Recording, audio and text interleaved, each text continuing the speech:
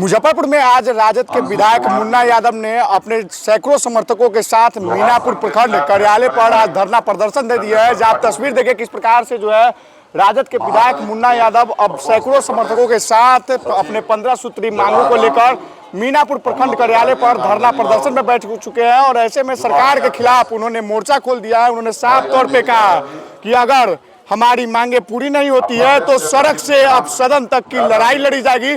क्या कुछ कर रहे हैं मीनापुर के विधायक मुन्ना यादव, पहले आप सुनिए। ये देख लीजिए, बिहार पर मंडरा रहा सूखे का संकट, औसत से 7% तक कम बारिश। मैंने आप ही के मीडिया में छपा है। कै तारीख को छपा था? 1/8 को। ठीक है, अच्छा।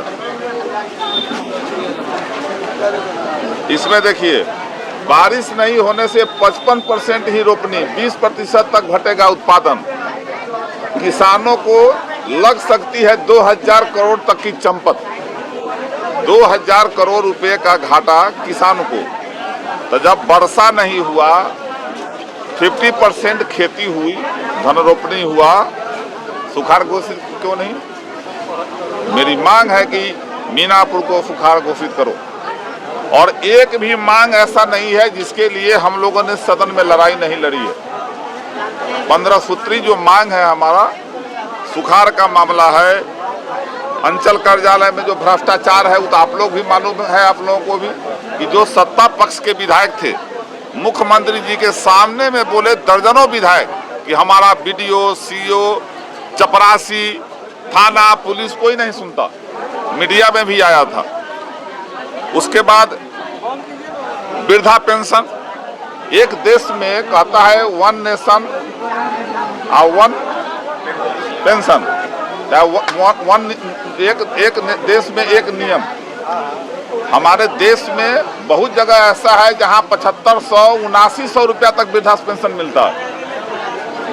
गुजरात में भी हमारे यहाँ से ज्यादा मिलता है, जिसकी आवाज हम लोगों ने सदन में भी उठाया था कि गरीबों का वृद्धा पेंशन महंगाई को देखते हुए 400 रुपया से लेकर के 2000 या 4000 किया जाए। जो उचित है कि बूढ़ा आदमी का बाल बच्चा अगर उसका देख रेख करेगा तो उसके लिए उस मुताबिक अगर आप पैसा देते हैं तो उसका बाल बच्चा भी देख रेख करेगा, नहीं तो नेग्लेक्ट करके मार देता। और इसी देश में और जगह 7500 से 7900 रुपया तक वृद्धा पेंशन है, तो हमारे यहाँ 2000 4000 क्यों नहीं? ये भी सवाल सदन में उठा था। उसके बाद मामला है प्रधानमंत्री आवास योजना का। 1 साल से अभी कुछ दिन पहले हमने सुना है कि 3 करोड़ की समथिंग आवास बहु देश में बनेगा। हमारे यहाँ 1 साल से अधिक से पोर्टल बंद है। इसी जिला में मीनापुर का पोर्टल बंद हो गया क्योंकि उस समय आवास सहायक स्ट्राइक पर चल गए। सोहेल साहब उस समय कलेक्टर थे यहाँ। जब काम पर लौटने के लिए कहा गया तो और जगह के लौट गए, हमारे यहाँ का नहीं लौटा आवास सहायक। उसके बाद पोर्टल बंद हो गया। हमारे यहाँ आवास प्रधानमंत्री आवास से लोग वंचित हो गया। तो वो पोर्टल खोल करके हमारे यहाँ आवास, प्रधानमंत्री आवास जो है योजना लागू करो और उसको पोर्टल चालू करके दो। उसके बाद है आपको बंद पड़े नलकूप।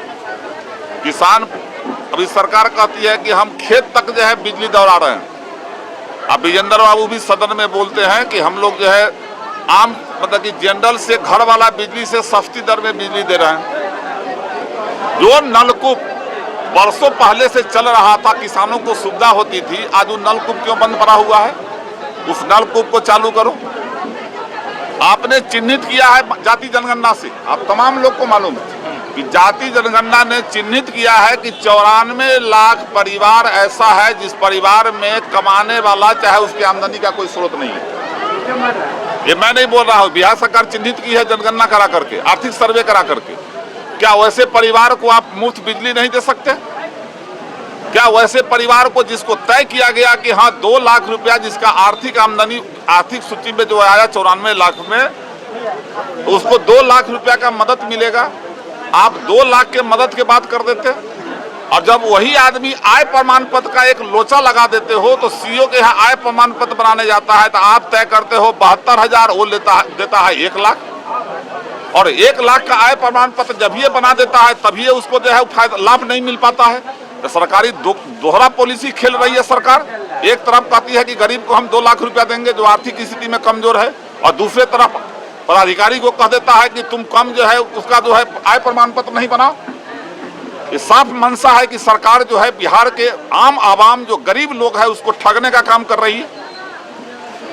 सरकार ने सदन में बोला कि हर साल गरीब महिला जो है, परिवार का जो मुख्य महिला है, उसको पैसा दिया जाएगा।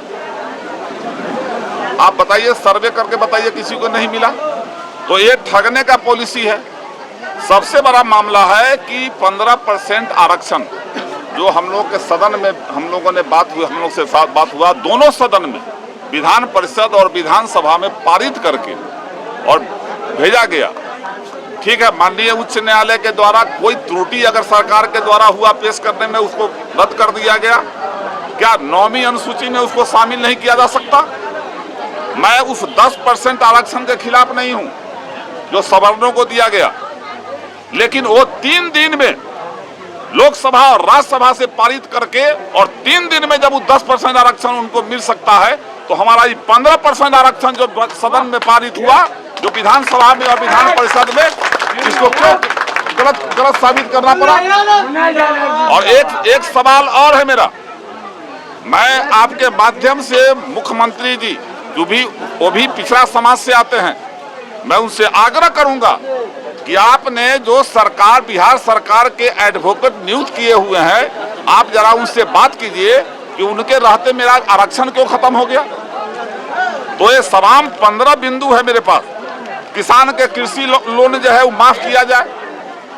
अडानी अंबानी का 18 लाख करोड़ माफ हुआ। 18 लाख करोड़ अडानी और अंबानी का माफ हुआ, हमारे किसान का क्यों नहीं हुआ? किसान का माफ नहीं होना चाहिए। कृषि के लिए जो बिजली लगेगा, मेरा कहना है कि सरकार कृषि जो भूमि के लिए बिजली जो है मुफ्त उपलब्ध किसान को करावे। तो इन तमाम 15 सूत्री मांगों को लेकर के हम लोगों ने धरना देने का काम किया है। और दूसरी बात है कि अंचल कार्यालय में जो पूरे बिहार का मामला, भ्रष्टाचार इतना फैला हुआ है अंचल में, दाखिल खारिज में, मतलब कि आदमी गांव के गरीब लोगों को, चाहे किसी भी आदमी को गांव में, चाहे बाहर हो, सब कहीं भी हो, उसको लूटा जा रहा है। कोई ना कोई अड़चन लगा देगा। कभी ऐसा भी हुआ है कि कर्मचारी रिपोर्ट कर दिया सही, सीआई रिपोर्ट कर दिया सही, सीओ अपने स्तर से उसको रिजेक्ट कर देता। हमने जिलाधिकारी से कई बार बात किया कि जब कर्मचारी और सीआई जब रिपोर्ट कर दे रहा है तो सीओ खारिज क्यों कर रहा है? ऐसे सीओ पर कार्रवाई होनी चाहिए। और कहे ना कि 15 का 15 मामला हमने सदन में उठाया, हम लोगों ने बात रखी, और वहां सदन में नहीं जब सुना गया है, हम लोग अब सड़क पर उतरेंगे, प्रखंड मुख्यालय पर धरना है, इसके बाद पंचायत स्तर पर धरना होगा, उसके बाद जिला में होगा, उसके बाद फिर विधानसभा का घेराव करेंगे, लेकिन प्राण नहीं छोड़ेंगे। सड़क से लेकर सदन तक लड़ने का काम करेंगे। नुनिया, बिंद, बला, कुम्हार, ततमा, कहार, हजाम, लोहार, बढ़ई। ततमा का अनुसूचित जाति में गया था कि नहीं? अनुसूचित जाति में तो भेजे थे नीतीश कुमार जी, केंद्र सरकार ने उसको खत्म कर दिया। लोहार जाति को बीच में कुछ सर्टिफिकेट भी बनने लगा था अनुसूचित जाति का, उसके अनुसूचित जनजाति का, उसके आधार पर उसका नौकरी भी हुआ कई आदमी का। अब बताइए, उसको उसमें से हटा दिया। तो ये नीतीश कुमार और नरेंद्र मोदी का जो गठबंधन है अभी बिहार में, एक बात आप जान लीजिए कि ये सुम रिसुम की जोड़ी है। दिखाता कुछ है, करता कुछ है। हर तरह से हम लोग गरीब आदमी पीछे जा रहे हैं, जिसके लिए लड़ाई ठन गई है। अभी लड़ाई रुकने वाली नहीं है, सड़क से सदन तक लड़ाई जारी रहेगा। विपक्षी के आवाज को जब दबाता है तो विपक्षी कहाँ जाता है? अपने मालिक के पास, जो सबको बना के भेजता है। तो हम लोग आ गए हैं अपने मालिक के बीच में कि आपकी आवाज को एक सरकार नहीं सुन रही है सदन में, तो चलो सड़क पर लड़ाई जारी रहेगा। तो आपने सुना मीनापुर के विधायक मुन्ना यादव ने क्या कुछ कहा, वही आपको बताते चले कि मुजफ्फरपुर के मीनापुर प्रखंड कार्यालय पर आज सैकड़ों समर्थकों के साथ मीनापुर के विधायक सरकार के खिलाफ अब मोर्चा खोल दिया। उन्होंने साफ तौर पे कहा कि अब अगर मांग पूरी नहीं होती है तो सड़क से सदन तक की लड़ाई लड़ी जाएगी। वही तस्वीर देखिए किस तरह से जो है लगातार सरकार के विरुद्ध, और जो उनका साफ तौर पे कहना है कि बिहार में कहीं ना कहीं अफसरशाही चरम सीमा पर है, यहाँ पे जनप्रतिनिधियों की बात नहीं सुनी जाती है। और ऐसे में अब 15 सूत्री मांगों को लेकर उन्होंने सरकार के खिलाफ मोर्चा खोल दिया है। उनका साफ तौर पे कहना है कि सड़क से सदन तक की लड़ाई लड़ी जाएगी। फिलहाल के लिए देखते रहिए द मीडिया वाला। धन्यवाद।